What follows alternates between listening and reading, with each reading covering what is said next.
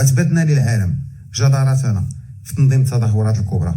جا كلشي انبهر من بنية تحتيات المغرب، جا كلشي انبهر من الخدمه اللي كدار، وهذا الشيء بينا من خلاله بان خطينا خطوات نحو المستقبل، بان خدمه نقيه اللي حنا مستمرين فيها، وباننا كما قال السلامي اللاعب ديال الاردن غاديين الى الامام الى الامام. علاش؟ لانه كاين واحد الرؤيه ملكيه واضحه، وكاين واحد الرغبه شعبيه ديال المواطنين كاملين في اننا ننتشلوا هذه البلاد مما تمثله القرار الافريقيه في اعين بزاف ديال الناس من تخلف وانحطاط في المستوى وتاخر على الركب. ظروف مستفاده حيث عندنا فعلا علاش نتحسدوا، لانه حتى الامثله قليله. اغلب الدول الافريقيه اللي بينات على واحد الحقد كبير، سواء جيراننا ولا جيراننا ولا الناس اللي لتحت عندهم مشاكل هيكليه ونسطروا على هيكليه 3 ولا 4 ديال المرات وما قادينش يزيدوا لقدام. وبحال ملي شي واحد في العائله كيطلع وكيوصل وكيكون بعيد على ولاد خالته ولاد عماته وعلى جيرانه وعلى شحال من واحد، كيبداو يتهموه بالانانيه وكيتهموه بالغرور وكيتهموه بالنفاق وما عرفت كي دار ليها وما عرفت فين وصل. المغرب عنده مشاكل ولكن غادي وكيحلها، وقع تمويه اعلامي كبير من بعد النجاح ديال بلادنا في تنظيم كاس افريقيا من طرف زمره الحاكمين في بعض الدول.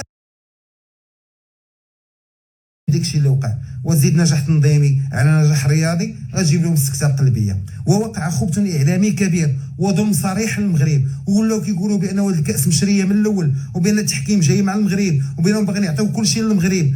واللي وقع في النهايه البارح كان يقدر في حاله انفلات امني انه يهدد التنظيم ديال المغرب لكاس العالم 2030، وهذاك هو الحلم ديال بزاف ديال الناس اللي ما عمرهم يقدروا ينظموا كاس العالم ولا باقي خاصهم 50 عام واحد اخرى باش يوصلوا لديك المستوى.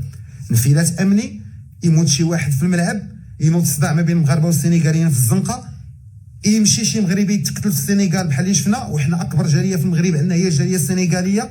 كان يمكن ان يحدث ما لا يحمد عقباه. ما بغيتش انا نقول لا ابراهيم دياز ضيع بيرانتي بالعاني، لا هذيك الشيء كندوي على تليفونات، لا الماتش نبيعو دوفيس. انا كندوي على اننا حنا كمغاربه الشعب الحنين خصنا نعرفوا قيمه بلادنا، وخصنا نعرفوا بان بزاف ديال الناس بوحدين لهم هنا، بدايه من اللي مشى كيدير المراسلات في الظلام، مرورا باللي قال بانه تقطع التيار الكهربائي، والناس اللي كانوا غيتسطاو قال لك على البيلانتي ديال طنزانيا ومن تما هما ضدنا، ملي بدا كيشيرنا بيديه بانه عنده 7 ديال الالقاب. 7 ديال الالقاب اخويا كلهم شي النجمه اللي كاينه الوحيده المعترف بها عالميا هي النجمه ديال كاس العالم، هي النجمه اللي عند الارجنتين وعند المانيا وعند ايطاليا وعند فرنسا وعند البرازيل.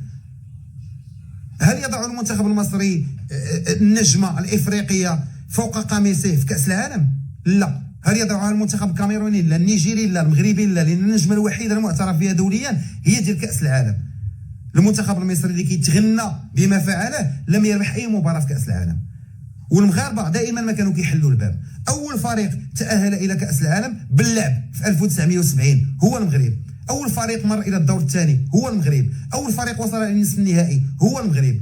والالقاب الافريقيه اللي حيدنا منهم واحد الجوج كانوا كيتلعبوا في اسطوان، كانوا كيتلعبوا في الجرده في كاس لعبه فيها السودان واثيوبيا ومصر، وحيدنا اللي اتخذوا الصحه ملي كتكون مصر هي الدوله المنظمه في 2006 و 1986 راه ما يشيطوا لكمش بزاف.